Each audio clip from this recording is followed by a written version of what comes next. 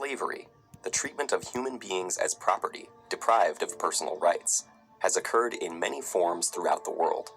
But one institution stands out for both its global scale and its lasting legacy. Numbers involved in the Atlantic slave trade are truly staggering. From 1500 to 1880 CE, somewhere between 10 and 12 million African slaves were forcibly moved from Africa to the Americas, and about 15% of those people died during the journey. The majority of enslaved Africans were taken from 6 primary regions: Senegambia, Sierra Leone and the Windward Coast, the Gold Coast, the Bada Benin, the Bada Biafra, and West Central Africa, also known as Congo and Angola. An estimated 12.4 million people were loaded on slave ships and carried through what became known as the Middle Passage, which moved across the Atlantic and included many different destinations. Once in the Americas, the surviving slaves were sold at a market very similar to the way cattle would be sold. After purchase, slave owners would often brand their new possession on the cheeks, again, just as they would do with cattle. The lives of slaves were dominated by work and terror.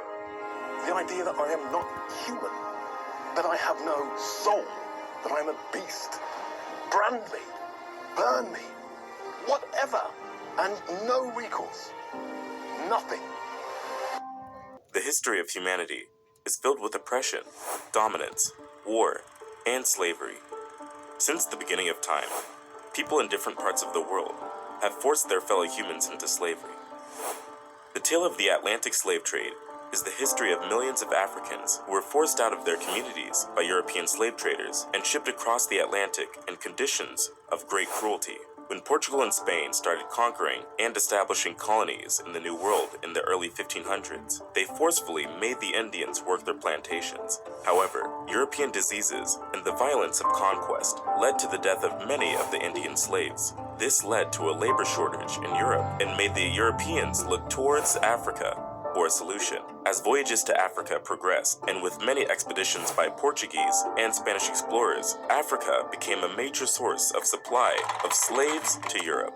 In the Spanish West Indies, as well as the Portuguese colonies in Brazil, the Indian slaves were gradually replaced by Africans. These Africans were stripped of their identity and occupation.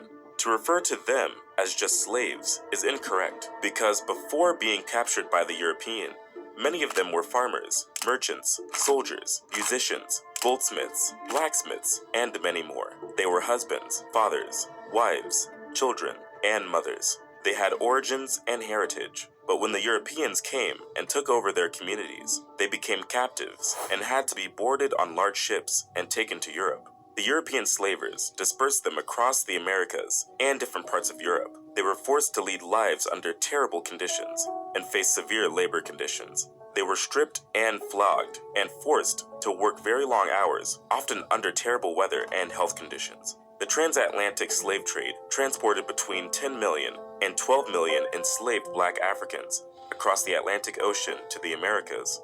You might have heard of the triangular trade, right? And how Africa was a major part of this trade, although suffering economically, while the other two parts that made up the triangle enjoyed huge economic benefits. We'll get to that shortly. The first slave voyage from Africa to the Americas is believed to have sailed in 1526. But even before this period, Africans were bought as slaves directly from Europe, and even native inhabitants of America were also enslaved by European explorers. Before 1518, the Spanish monarchy didn't permit the transportation of African slaves from Africa, not due to a sense of moral value or humanity, but because they believed Africans were barbaric and that they would corrupt the European society and introduce pagan and non-Christian practices to the country. However, over the years, due to economic reasons, there was a U-turn in that decision, and on August 18, 1518, King Charles V granted a charter to Lorenzo de Goravade to transport 4,000 slaves directly from Africa to the Spanish-American colonies. Over time, King Charles changed the law established by his grandparents and then permitted slaves to be brought into Spanish colonies in America from Africa on the condition that they would be converted to Christianity during their voyage across the Atlantic Ocean. With this new decree in place, there was an explosion in the number of slaves moved from Africa to America. There was an immediate expansion of the slave trade in the Western Hemisphere. European slave traders gathered and imprisoned the enslaved at forts on the African coast, and then brought them to the Americas. Generally, the European slave traders did not participate in the raids because their life expectancy in sub-Saharan Africa was less than a year due to the widespread malaria infection. So the majority of people that were transported in the transatlantic slave trade were people from Central and West Africa that were captured by other West Africans and sold to the Western European slave traders. The transatlantic slave trade was essential to the whole economics of the triangular trade route, and European colonies in America needed the supply of slaves for their plantations. Speaking of essential, it's essential for you to like this video and subscribe to the channel for more content like this. They don't want us sharing stories like this, but we're going to continue anyway with your support. Triangular trade. Now, let's dive a little deeper into what the triangular trade route was all about. The triangular trade route is simply the trade structure that operated across the Atlantic region. This triangular trade route across the Atlantic took goods from Europe to Africa. Some of the goods taken to Africa include arms, textiles, and wine. On the other side of the triangle was the movement of African slaves to the Americas and the West Indies. The last side of the triangle was the movement of raw materials such as sugar, coffee, tobacco, rice, and cotton produced on American plantations back to Europe. The triangle involved 3 continents, with Europe providing the capital, Africa providing the labor, and America providing the land and resources. There was always a supply to the European market. The story of the transatlantic slave trade involves the story of all people in the 3 continents, but most importantly, those involved in the Middle Passage voyage.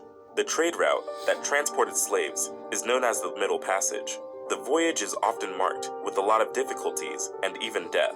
Depending on the weather, the voyage could take about 3 to 6 months. The passage was so brutal that the ships not only lost the people being transported as slaves, but in some cases, the crew also lost their lives. The mortality rate for sailors on slave ships was approximately 20%. The ships had a particular design and varied in size and passenger capacity. The conditions of these ships were inhumane. The African slaves were locked up below the deck in cramped quarters and only had a little opportunity to be out in the sunlight, and they were forced to carry out certain enforced exercises in the form of dancing to ensure that they were healthy and in good posture when they get to Europe.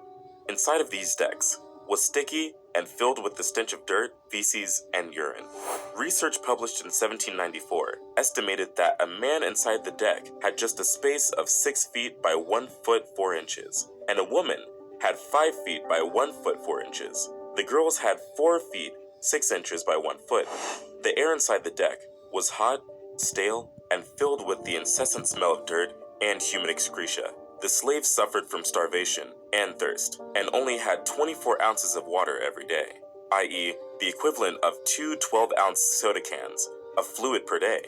Their major food was horse beans and rice. The captives were packed tightly in tiers below decks and were chained together, hands and feet. The voyage was characterized by many difficulties, and the captives were faced with issues that included epidemic diseases and attacks by pirates. They also experienced physical, sexual, and psychological abuse by slave traders and crewmen. An estimate by historians put it that between 15 and 25% of the enslaved Africans bound for the Americas died during this voyage. The conditions were so severe that only a tiny percentage of the Africans transported in the slave trade came directly to North America. Just about 4% of the total Africans transported, not more than 400,000, arrived in North America directly. A vast majority of the slaves were sent to the Caribbean and South America, and almost half of the slaves that were captured and transported out from Africa, totaling about 5 million, were sent to Brazil. I know you will be wondering how thousands of slaves couldn't overpower hundreds of crewmen. Well, there was one popular situation where African slave trades revolted and took over their ships. The detail of this story is as chilling as it is fascinating. We will get to that shortly, but keep in mind that the slave traders were armed and typically had the slaves in chains before transporting them. Anyways, let's finish up on the journey and the economics of the transatlantic slave trade.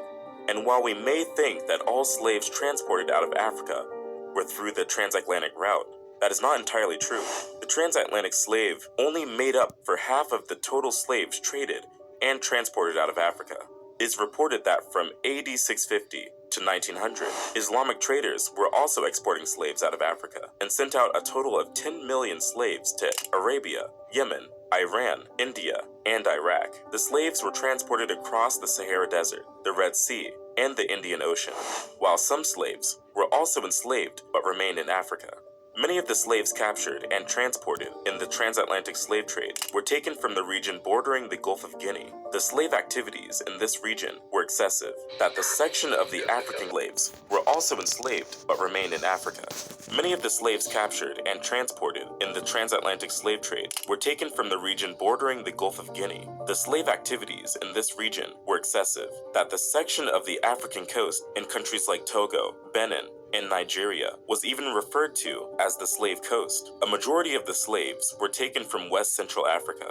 In the early stages of the transatlantic slave trade, the Portuguese generally bought Africans who were captured as slaves during tribal wars. But as the demand for slaves increased, the Portuguese began to enter the interior of Africa to forcibly take captives. In the 1690s, the number of people taken out of Africa yearly reached about 30,000, and a century later, the number grew to about 85,000 per year. During the 1700 and 1850, it was estimated that more than 8 out of 10 Africans were forced into the slave trade, successfully crossed the Atlantic. In the period between 1821 and 1830, about 80,000 people were leaving Africa yearly, and within the next 20 years, before the abolition of slave trade, over 1 million more Africans were sent across the Atlantic to America.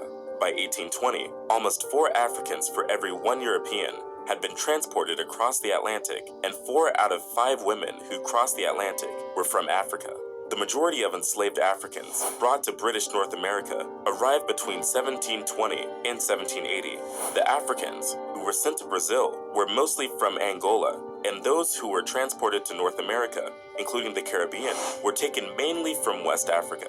Although just about 6% of African captives were sent to British North America in 1825, the U.S. population included about 1/4 of the people of African descent in the Western Hemisphere. Interestingly, the condition of slavery in America was totally different from that in the U.S. But before we delve into these mind-boggling details, let's talk about the revolt of 1839. Remember, I mentioned this earlier. In 1839, slave traders were once again hoping to get another shipment of slaves across the Atlantic, but unlike previous voyages, they were not ready for the surprise this particular voyage would be bringing their way. The slave ship named Amistad had about 100 slaves on board.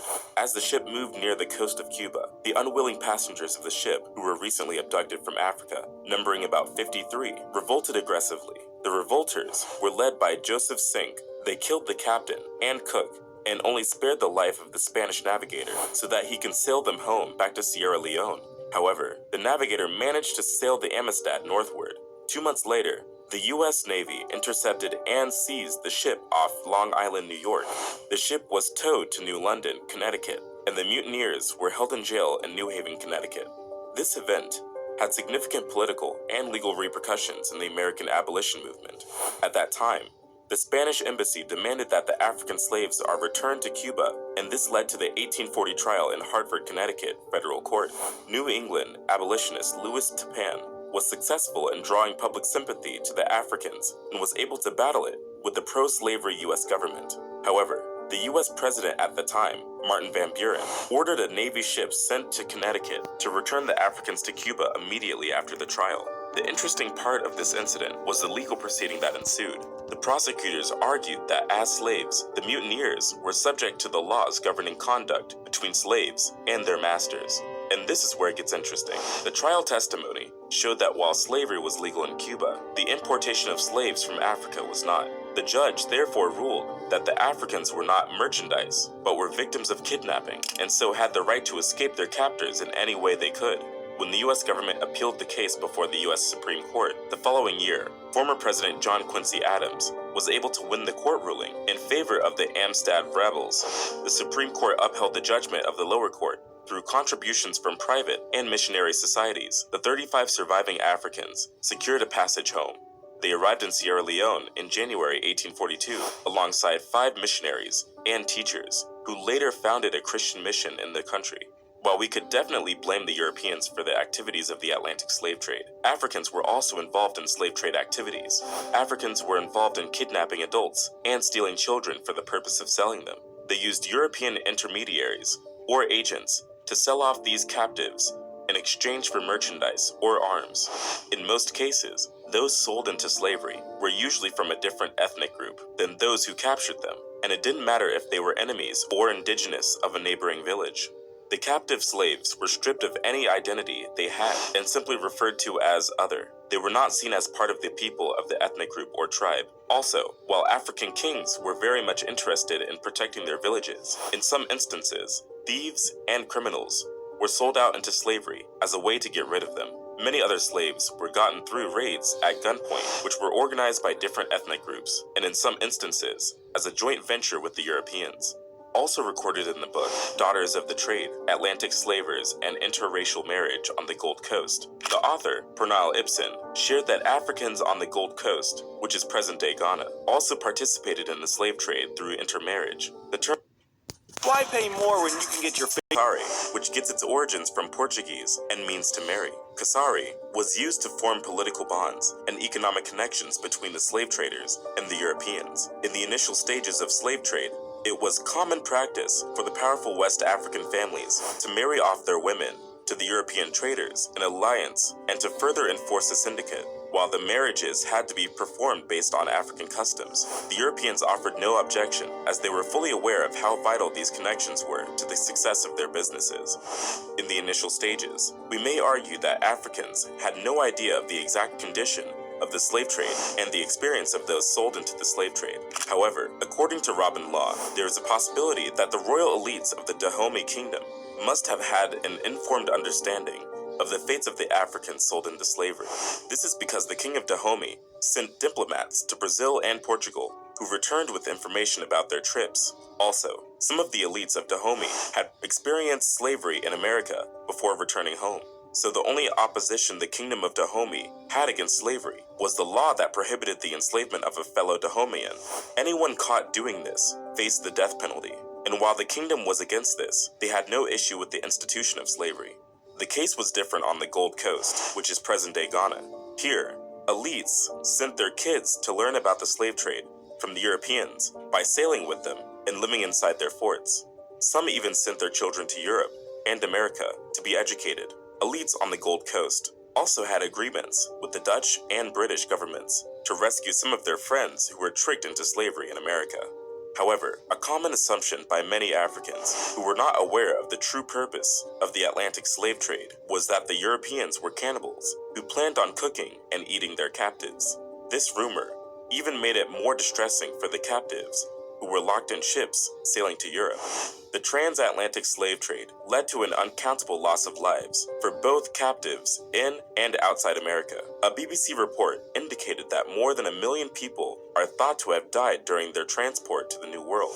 More died soon after their arrival due to terrible health conditions, although the number of slaves that died when bought as slaves is unclear. One thing we are sure of is that this number may exceed the number of those that survived to be enslaved. The Atlantic slave trade led to the destruction of lives and cultures. It is estimated that about 12 million slaves entered the Atlantic trade between the 16th and 19th centuries, and about 1.5 million died on board slave ships. And apart from those who died in the Middle Passage, it is also estimated that many Africans were killed during the slave raids and wars in Africa. Canadian scholar Adam Jones has characterized the deaths of millions of Africans in this period as a genocide. He referred to it as one of the worst holocausts in human history. Many believed that these deaths were not intentional and it was in the slave owner's interest to keep slaves alive and not exterminate them. Jones argues that the killing and destruction were intentional, whatever the incentives to preserve survivors of the Atlantic Passage for labor exploitation. To revisit the issue of intent already touched on, if an institution is deliberately maintained and expanded by discernible agents, though all are aware of the hecatombs of casualties it is inflicting on a definable human group, then why should this not qualify as genocide?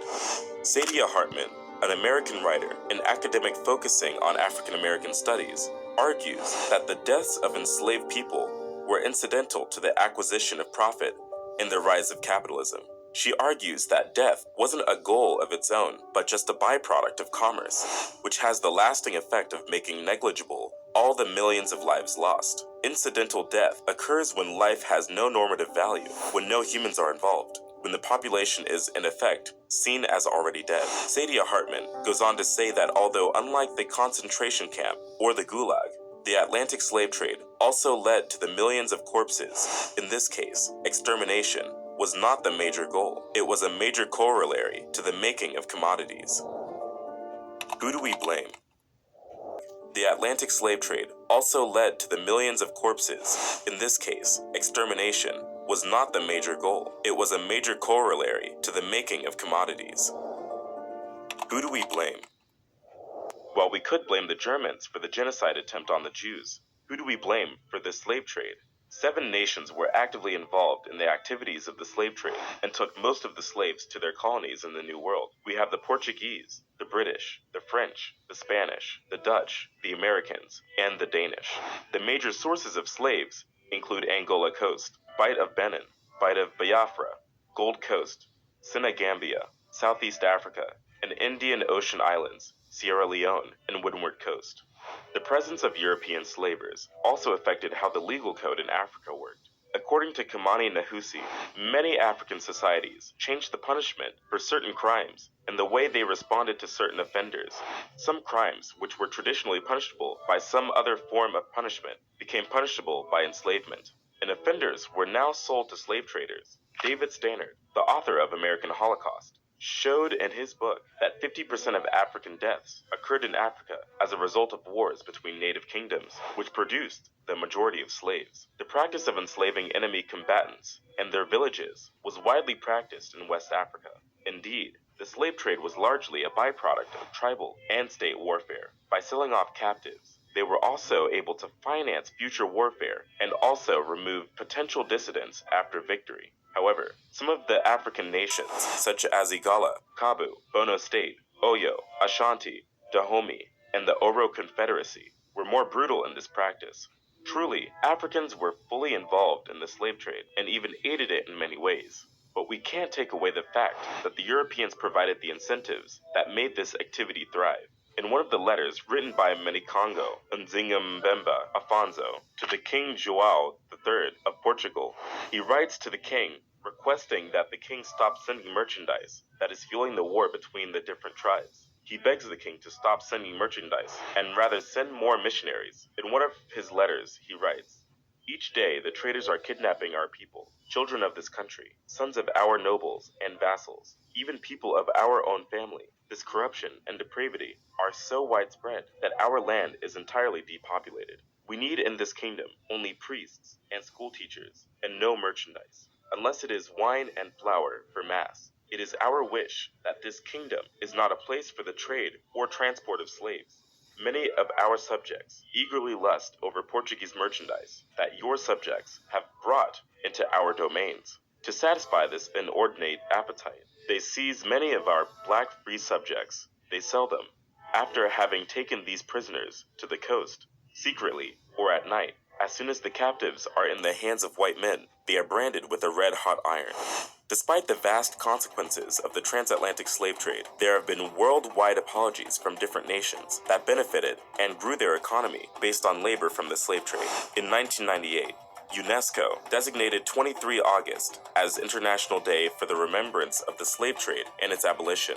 This led to several other events that recognized the adverse effects of slavery on the African continent. In 2001, during the World Conference Against Racism in Durban, South Africa, African nations demanded a clear apology for slavery from the former slave trading countries. Some nations were ready to express an apology.